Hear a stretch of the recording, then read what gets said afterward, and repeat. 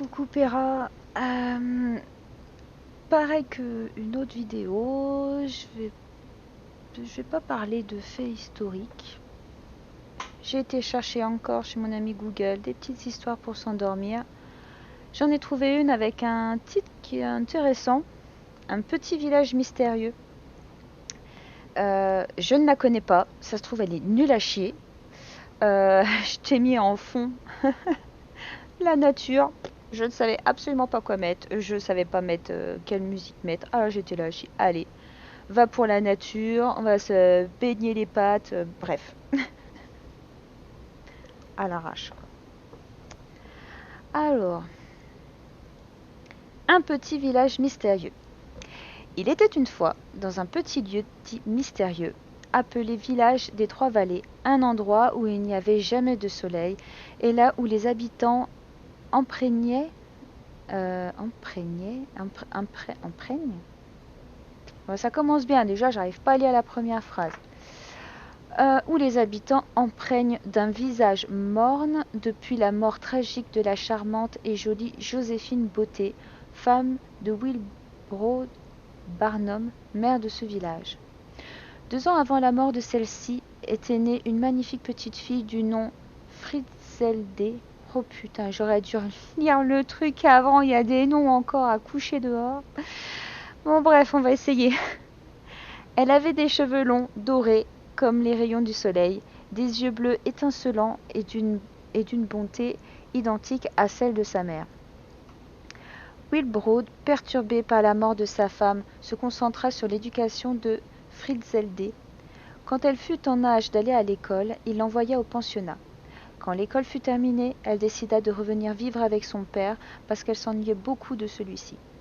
Un jour, alors qu'elle se promenait dans le village, une curiosité inexpliquée l'attira dans une échoppe.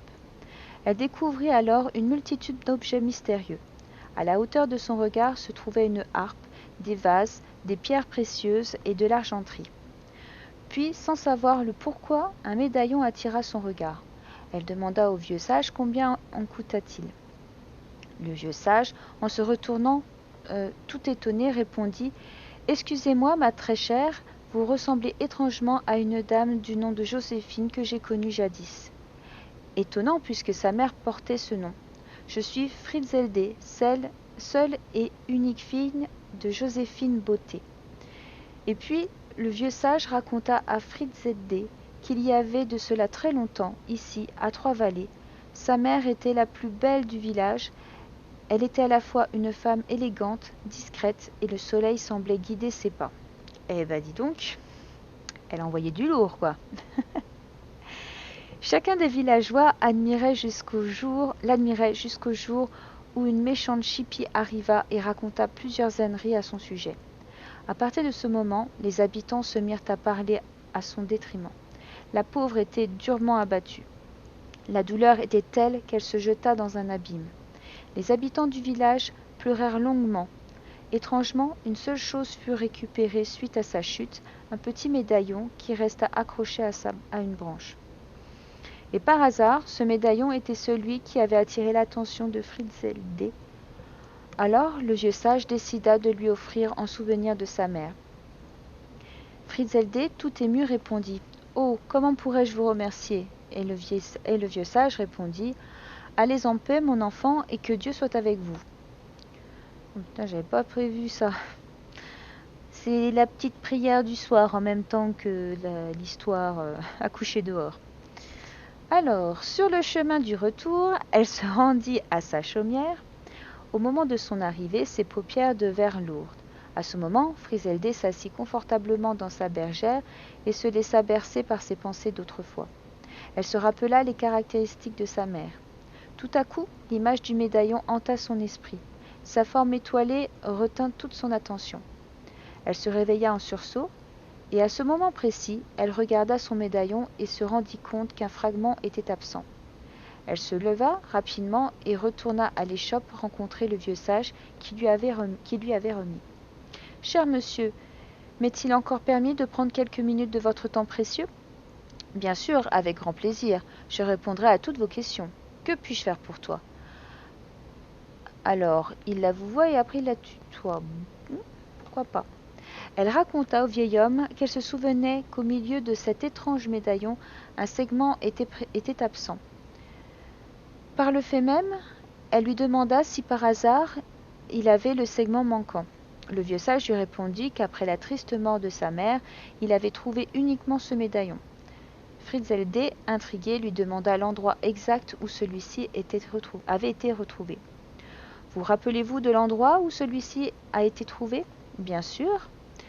Comment pourrait-il oublier cet endroit ? Depuis ce jour triste, le soleil et les villageois ont perdu leur lumière. Et cela perdure depuis maintenant 15 longues années. De sa mémoire, cet endroit est non loin du lieu où sa mère a chuté dans ce grand précipice. Alors le vieux sage expliqua à Fritzelde le chemin pour s'y rendre. L'autre côté du village, tu prendras le chemin vers la grande ville, et tu suivras les grandes épinettes. Puis tu remarqueras une rivière à ta droite. Cette rivière est remplie de feuilles mortes, et à cet endroit précis se trouve un pont. Une fois que tu l'auras trouvé, tu auras devant toi le grand gouffre où ta mère a mis fin à ses jours. Fritzelde lui répondit « C'est très aimable de votre part de m'aider ainsi. Votre âme chaleureuse ainsi que votre immense générosité me permettront de retrouver une paix intérieure. » D'un seul pas, Fritzelde partit à la recherche du fragment pour réunir les deux pièces du médaillon. Une fois le médaillon reconstitué, nous aurons la chance de revoir ce magnifique soleil réapparaître sur notre village. De plus, les gens retrouveront le sourire et leur lumière. Après avoir suivi les indications de cet homme, Fritzelde arriva près de cette rivière. Elle passa par ce petit pont fabriqué par les castors, et une fois de l'autre côté, elle marcha un peu et arrivait près du gouffre. À ce moment, elle se mit à chercher et chercher. Rien qui ressemble à un fragment de médaillon. Elle s'assit contre un vieux chêne pour reprendre son souffle, et tout à coup, elle aperçut l'homme de l'échoppe près du précipice. « Mais que faites-vous là ?» L'homme surpris. Je suis venu voir si vous aviez trouvé le fragment manquant. Non, pas encore, je viens tout juste d'arriver. Tu sais, je ne t'ai pas tout dit au sujet de la mort de ta mère. Ah non, qu'avez-vous oublié de mentionner? Est-ce un détail important? C'est à ce moment-là que le vieux sage raconta à Fritzelde que sa mère était une très belle femme, mais qu'elle était tout autant ignoble. Qu'à cette époque, il l'avait pourtant mise en garde, et que malheur lui arriverait si elle ne venait pas avec lui, et qu'elle ne pourrait jamais se séparer de lui. Et pourtant, elle n'avait rien voulu entendre. Hélas, elle en faisait qu'à sa tête. Lui qui croyait qu'elle l'aimait, le vieux sage devint enragé et se mit à dire très fort « Et ce Wilbrod, qu'est-ce qu'il avait de plus que moi? C'est qui aurait dû disparaître ?» C'est à ce moment que Fritzelde venait de tout comprendre. « Vous étiez amoureux de ma mère ? » « Eh oui, mais ta mère ne voulait pas m'écouter et ce soir-là, je lui ai demandé de partir avec moi dans un autre village. Nous aurions pu être heureux et malheureusement, c'est là que tout est arrivé. »« Que voulez-vous dire ?» dit-elle. Il avait tenté de l'embrasser, mais elle l'a repoussé et l'inévitable est donc arrivé. Elle a chuté au pied de l'abysse. Maintenant, elle était la seule à savoir la vérité et qu'il se voyait forcé de la faire disparaître, car il risquerait d'avoir beaucoup d'ennuis. Tout à coup, le père de Fritzelde, Wilbrod, sortit de nulle part. « Attention, pas si vite. Tu croyais que personne n'était au courant. Moi, je le savais depuis le début. Tu ne cessais de regarder et d'observer ma femme. Et maintenant, tu oserais faire de même à ma fille ?»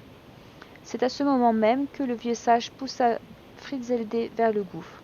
Wilbrod, désespéré, prit son élan, empoigna une gaffe, je sais pas ce que c'est, et se rua vers le vieux sage. D'un seul coup, il lui transperça le cœur, puis il tomba dans le gouffre, et à ce moment précis, un hurlement se fit entendre. Le vieux sage disparut à tout jamais. Il était trop tard, le mal était fait. Wilbrod avait perdu sa femme et son unique fille, Fritzelde. Il s'assit près du précipice et s'effondra en larmes. Tout à coup, il entendit